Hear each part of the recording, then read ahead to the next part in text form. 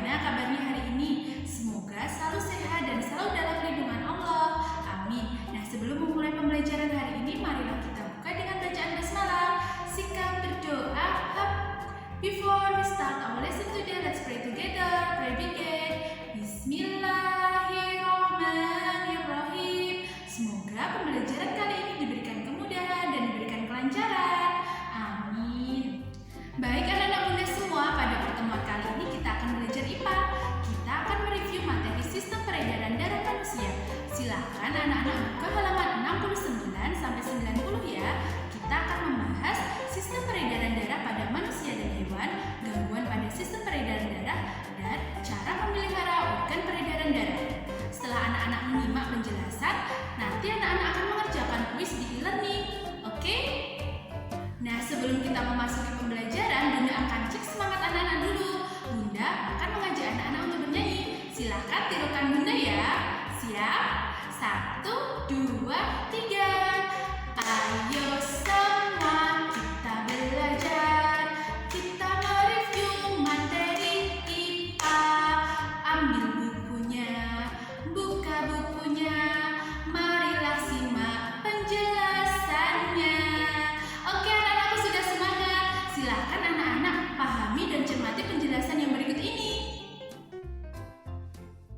Kita akan belajar tentang peredaran darah. Sistem peredaran darah yang akan kita pelajari yaitu yang pertama pada manusia. Sistem peredaran darahnya terdiri dari peredaran darah kecil dan peredaran darah besar. Yang kedua, sistem peredaran darah hewan terdiri dari peredaran darah terbuka dan peredaran darah tertutup. Urutan peredaran darah besar dan peredaran darah kecil. Peredaran darah besar adalah aliran darahnya menuju ke seluruh tubuh manusia,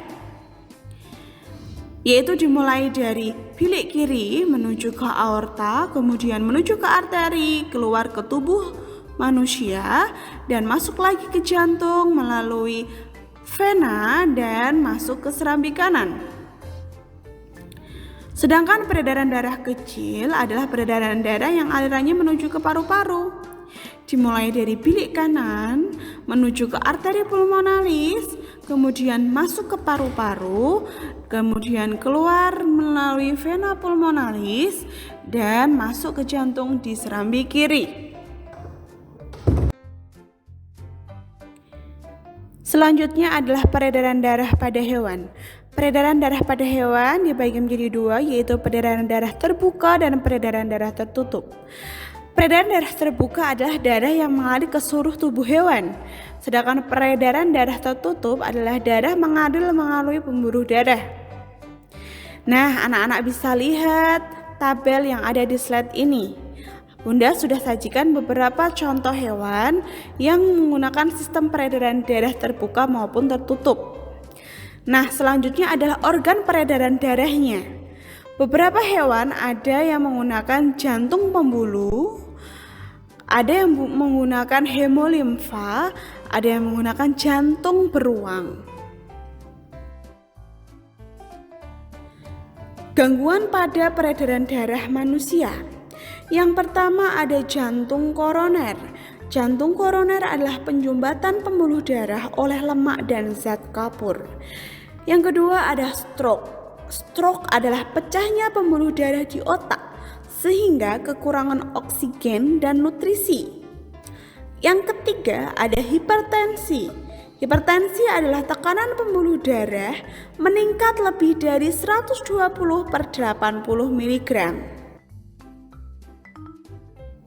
Kemudian yang keempat ada hipotensi.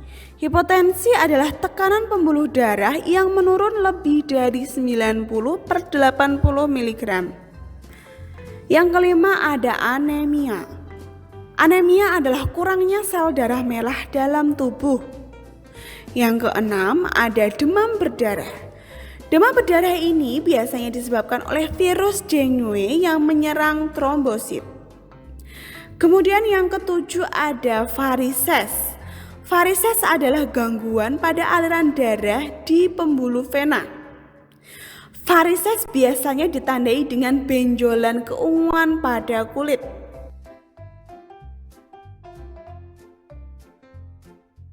Yang kedelapan adalah leukemia. Leukemia adalah banyaknya sel darah putih dalam darah. Selanjutnya ada talasemia.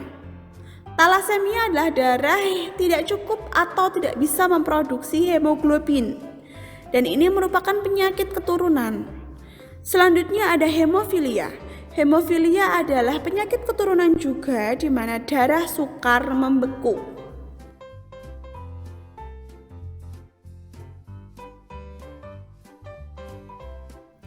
Ketiga, cara menjaga sistem peredaran darah, yaitu kita harus memastikan peredaran darah dan oksigen tetap mengalir seluruh tubuh, sehingga tubuh tidak akan mengalami gangguan-gangguan dalam sistem peredaran darah. Bagaimana Bunda caranya agar kita bisa menjaga sistem peredaran darah dalam tubuh kita? Baik, yang pertama adalah kita harus membiasakan dengan olahraga teratur. Yang kedua, kita harus membiasakan diri untuk tidur berkualitas yang cukup. Yang ketiga, kita harus makan makanan yang bergizi. Nah, selanjutnya kita harus membiasakan hidup bersih dan sehat, membuang sampah pada tempatnya, dan selalu rajin mencuci tangan dengan sabun. Selanjutnya, kita harus membiasakan diri dengan minum air putih. Dan terakhir adalah jika ingin berolahraga, kita harus melakukan pemanasan dan pendinginan terlebih dahulu. Tugas hari ini adalah silahkan kerjakan kuis di e-learning Sekolah Teladan. Bunda yakin semua anak-anak pasti bisa mengerjakannya. Karena Bunda tahu semua anak di teladan itu hebat. Selamat mengerjakan. Good luck.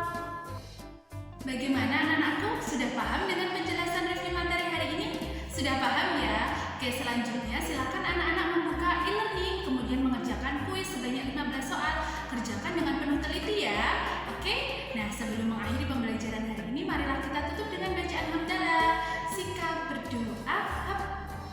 Before we close our lesson today, let's pray together. Pray begin. Alhamdulillahirabbil alamin. Oke, anak-anakku, Bunda ingatkan untuk memutar dan menyimak video wawasan yang ada di e-learning. Dan pesan Bunda, tetap jaga kesehatan dan jaga kebersihan, dan tetap ikuti protokol kesehatan, dan kerjakan kuisnya dengan teliti ya. Tetap semangat, karena di teladan semana itu